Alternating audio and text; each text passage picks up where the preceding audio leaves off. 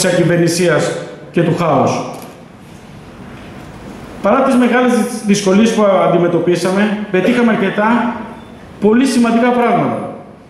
Μέσα σε 2,5 χρόνια προωθήθηκαν τόσες μεταρρυθμίσεις, όσες δεν είχαν γίνει από τη μεταπολίτευση έως σήμερα, οι οποίες αναβάθμισαν την ανταγωνιστικότητα της ελληνικής οικονομίας.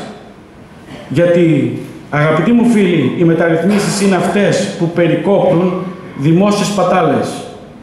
Όχι τα οριζόντια μέτρα, που ναι μεν μπορεί να είναι εύκολα στην εφαρμογή τους, αλλά είναι άδικα, εξαντλούν και αγανακτούν τον Έλληνα φορολογούμενο.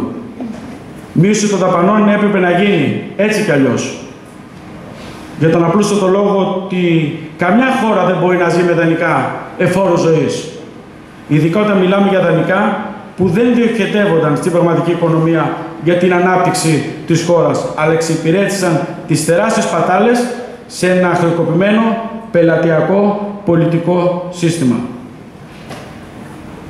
Φίλες και φίλοι, θα παριθμίσω κάποιες σημαντικές μεταρρυθμίσεις, αυτές που κρίνω εγώ, που βοηθούν προς την κατεύθυνση που είπα πριν, της ανταγωνιστικότητας, της ελληνικής οικονομίας. Πρώτον, πλήρη καταγραφή της ακίνητης περιουσίας όλων των Ελλήνων, μέσω της οποίας επιτυχάνεται καταπολέμηση της φορολογίας, της φοροδιαφυγής. Όλοι μας δεν λέμε ότι πρέπει να τα πάρουμε από αυτούς που τα έχουν. Δεν πρέπει να έχουμε καταγράψει τι περιουσία έχει ο καθένας για να μπορούσαμε να τους φορολογήσουμε δίκαια.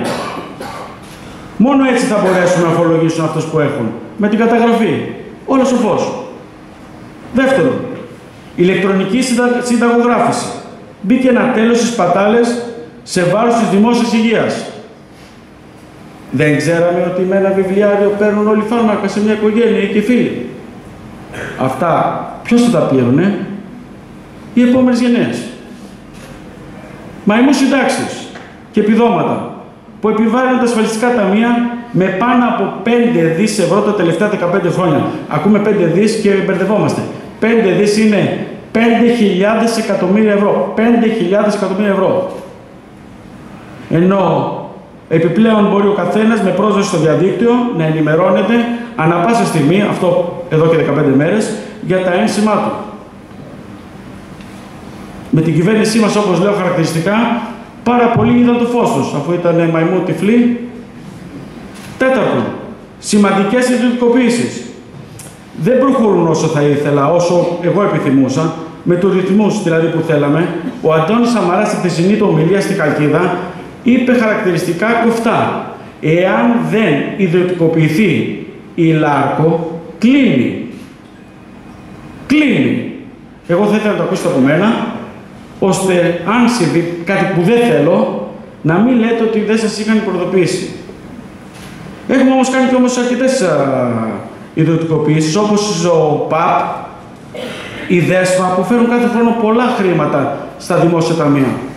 Επίσης, παραχωρήσαμε τα 14 περιφερειακά αεροδρόμια για τα επόμενα 30 χρόνια, με σκοπό την αξιοποίησή τους και την βελτίωσή τους, ώστε να έχουμε τα αεροδρόμια που αναλογούν στην πανέμορφη χώρα μας.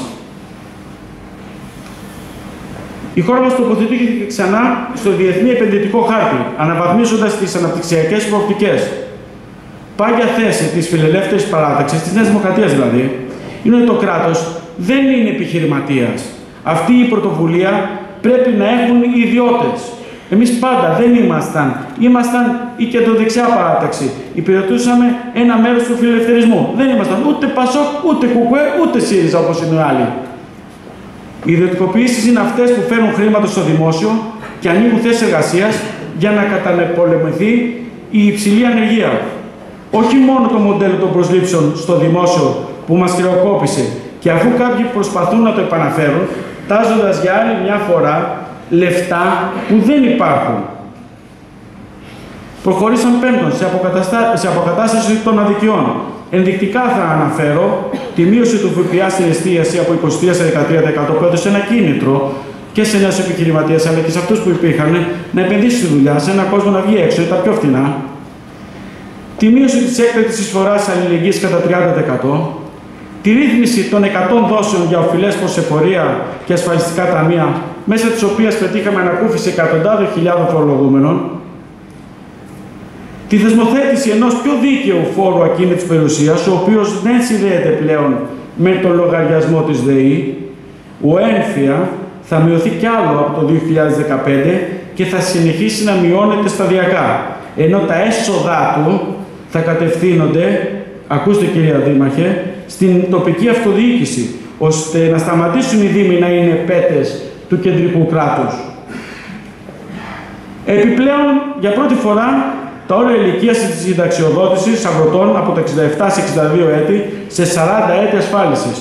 Εδώ θα ήθελα να κάνω μια παρένθεση ακόμα. Έχουμε μπροστά και τον πρώην Δήμαρχο Λιβαδιάς και φίλο μου τον Άρη Ρούσα, το οποίο είχα την τιμή να συμμετέχω σε πολλούς αγώνες μαζί του. Ο Άρης ο Ρούσας, ως Δήμαρχος, αναγκαζόταν να παρακαλάει για αυτά που δικαιούται.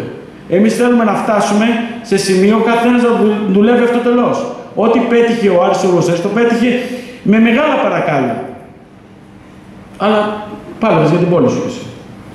Έχασε αυτό που έπρεπε. Καθιερώσαμε για πρώτη φορά διαδοχική ασφάλιση στον ΟΓΑ. Αναγνωρίζονται για πρώτη φορά 5 πλασματικά χρόνια εργασίας στους αγρότες. Επιπλέον, με τροπολογία που κατατέθηκε πριν λίγες μέρες στην Βουλή, τα έσοδα από τα αγροτικά φωτοβολταϊκά δεν λογίζονται ως αγροτικό εισόδημα, κάτι που σημαίνει ότι έπρεπε να υπόκειται σε φορολόγηση 29%, αλλά φορολογούνται με 13%. Ξεχωρίζουμε δηλαδή ποιοι έχουν φωτοβολταϊκά για να συμβάλλουν λίγο στο εισόδημά τους από τους μεγάλους παραγωγούς ενέργειας. Σε ό,τι αφορά στη νέα κοινή αγροτική πολιτική, που μας ενδιαφέρει ιδιαίτερα στο νομό μας, αφού καλύπτει οι αγροτικές εκτάσεις το μεγαλύτερο μέρος του νομού, έχουμε διασφαλισμένους πόρους 20 δις ευρώ για την επόμενη επταετία, εκ των οποίων 14 δις αφορούν άμεσες ενισχύσεις, δηλαδή περίπου 2 δις το χρόνο και 6 δις για το πρόγραμμα αγροτικής ανάπτυξης. Αντιλαμβάνεστε ότι με την πολιτική σύγκρουση που έχει επιλέξει ο ΣΥΡΙΖΑ απέναντι στους εταίρους μας, αυτά τα χρήματα δεν πρόκειται να μας πιστωθούν, να έρθουν σε ενδεχόμενη κυβέρνηση ΣΥΡΙΖΑ. Στρατηγικός στόχος της κυβέρνησης του Αντώνη Σαμαρά, προκειμένου η χώρα να σταματήσει να δανείζεται και να καλύπτει τις ανάγκες της, αποτέλεσε και η επίτευξη του πρωτογενούς πλεονάσματος. Μας έχουν κοροϊδέψει πάρα πολύ γι' αυτό. Ένα πρωτογενές πλεόνασμα που αμφισβητήθηκε έντονα από την αντιπολίτευση. Ενώ τώρα ο ΣΥΡΙΖΑ το χρησιμοποιεί στο πρόγραμμά του ως όπλο στην επιχειρηματολογία για τη στήριξη του οικονομικού του προγράμματος. Τι άλλο θα ακούσουμε? Μιλάνε ότι έχουμε δυνατές τράπεζες πλέον. Χάρη σε αυτό λοιπόν το πρωτογενές πλεόνασμα μπορέσαμε να δώσουμε πάνω από μισό δις ως κοινωνικό μέρισμα. Μπερδεύτηκα κι εγώ. Μισό δις. 500 εκατομμύρια ευρώ.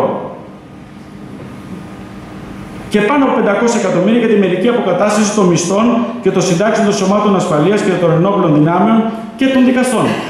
Μάλιστα, κατόπιν απόφασης του Ελεκτικού Συνεδρίου πριν ένα μήνα, θα δώσουμε άλλα 500 εκατομμύρια ευρώ για να καταβληθούν οι ανδρομικές περικοπές των συντάξεων σε σώματα ασφαλείας, γιατρούς και πανεπιστημιακούς.